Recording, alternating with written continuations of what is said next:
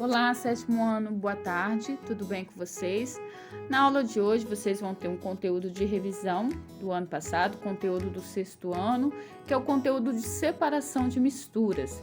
Então, o que é esse conteúdo de separação de misturas? Só relembrando, hein? Ele é um processo que nós utilizamos para separar o quê? Duas ou mais substâncias diferentes. Lembrando que a mistura, ela é o quê? Ela é uma combinação de duas ou mais substâncias, e essas substâncias elas podem ser homogêneas, né, que são aquelas que se misturam, ou heterogêneas, que são aquelas que não se misturam, né, como a questão de água e óleo. Então, quais são aí os exemplos que nós utilizamos para separar essas misturas homogêneas e as misturas heterogêneas? Nós temos elas, a destilação simples. O que seria a destilação simples? Ela é utilizada para separar substâncias sólidas de substâncias líquidas, a partir de um ponto de ebulição, de uma fervura. Temos a destilação fracionada, que ela também é uma separação de substâncias líquidas através da ebulição, porém esse processo ele só é possível quando os líquidos são separados por parte até que obtenha um líquido aí que tem um maior ponto de ebulição. Também temos a vaporização, que é um tipo de separação de mistura muito conhecido, que ele consiste em aquecer uma mistura até que o líquido se evapore, né? Aí nós temos o outro, a liquefação fracionada, que é realizada a partir de um equipamento específico, onde a substância ela é resfriada até que os gases tornam-se líquidos. Aí nós temos aí tipos de separação também de misturas heterogêneas. Aí quais são eles? Nós temos a centrifugação. A centrifugação é aquela que separa o que é mais denso do que é menos denso. Temos a filtração, que a função dela é separar sólidos insolúveis de líquidos. Temos também a decantação, que ela separa substâncias que apresentam aí densidades diferentes. A dissolução fracionada, que também é um tipo de separação de sólidos com líquidos. Aí, a partir desse método, a mistura ela passa por um outro método de separação, como é a filtração, a destilação. Temos a separação magnética, que é a separação de metal ou de outras substâncias mediante aí ao uso de um ímã. A levigação ela é muito utilizada aí para separar substâncias sólidas. Ela é utilizada pelos garimpeiros, onde é possível retirar a densidade de substâncias diferentes, como é o caso do ouro. Temos a peneiração. A peneiração é um tipo de separação de substâncias utilizando a peneira. A flotação é um tipo de separação de substâncias sólidas e substâncias líquidas através de adição de substâncias na água, que vão formar aí bolhas, né? A flocação ou a floculação, né? A floculação, ela consiste aí na adição de substâncias ou coagulantes, como o sulfato de alumínio, que vai retirar também as impurezas, né, da água.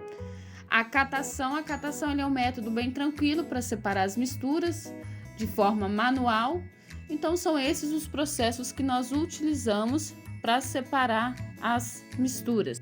Nessa primeira questão da atividade de vocês, agora de acordo com aquela revisão de métodos de separação de mistura, vocês vão ler a questão A, B e a C e de acordo com os processos de separação, filtração, catação, peneiração, vocês vão dar a resposta de vocês e justificar, ok? Na letra C, que é bem tranquilo, vocês só vão assinalar X na opção correta, certo?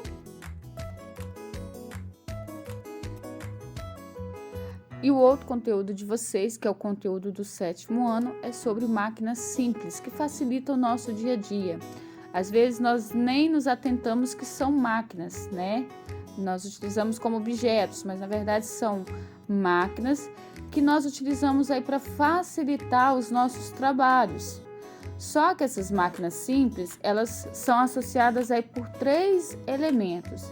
Elas possuem uma força potente e uma força resistente.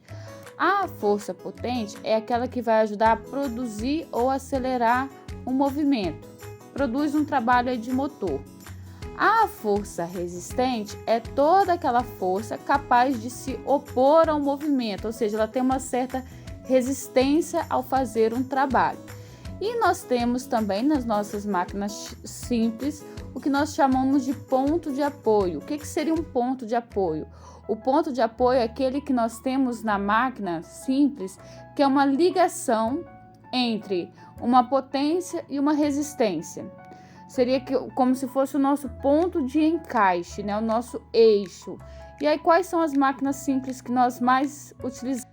E aí nós temos a alavanca. O que seria a alavanca? A alavanca nada mais é do que uma barra rígida que pode girar em torno de um ponto de apoio. Ela sempre vai precisar ter um ponto de apoio para ser aplicada aí uma força.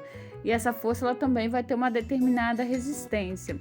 No nosso corpo existem alguns exemplos de alavanca. Um deles nós temos o maxilar, porque o maxilar ele é preso à nossa caixa craniana.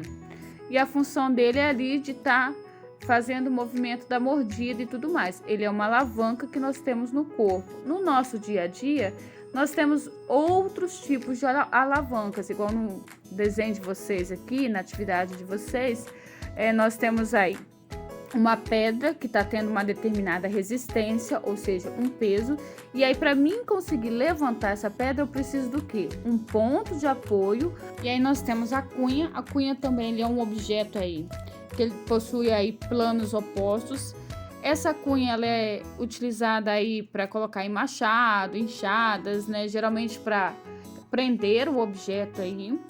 E nós temos o parafuso. O parafuso ele também é um exemplo aí de plano inclinado, que ele vai ajudar a encaixar algo sem usar muita força. Então também é uma máquina que nós utilizamos no nosso dia a dia. O outro exemplo que nós temos também de uma máquina simples são as roldanas ou as polias, que vocês conhecem muito bem.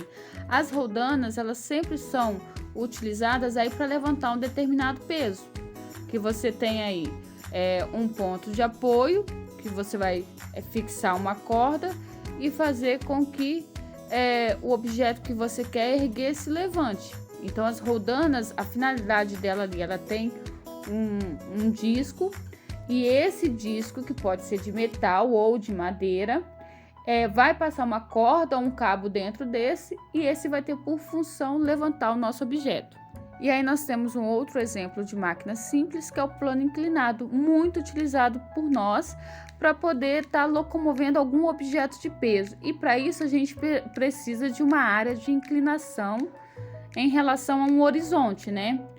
E aí nós podemos ter a rampa. A rampa é um exemplo de plano inclinado, onde nós iremos deslocar objetos de forma vertical. E agora nós vamos para a nossa segunda atividade, de acordo com o conteúdo que vocês estudaram de máquinas simples. A questão é bem simples, ó.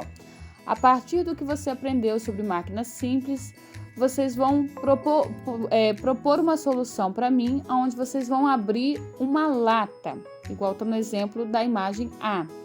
Que tipo de máquina vocês iriam utilizar para abrir essa lata? Vocês iriam utilizar a alavanca, o parafuso, o plano inclinado ou a cunha?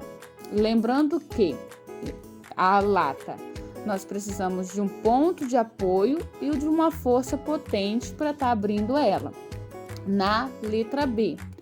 Na imagem B, qual tipo de máquina simples o escorregador representa? Que tipo de máquina simples? Ele vai ser uma alavanca, ele vai ser um plano inclinado, ele vai ser uma rampa, um plano inclinado, né? Ou uma cunha.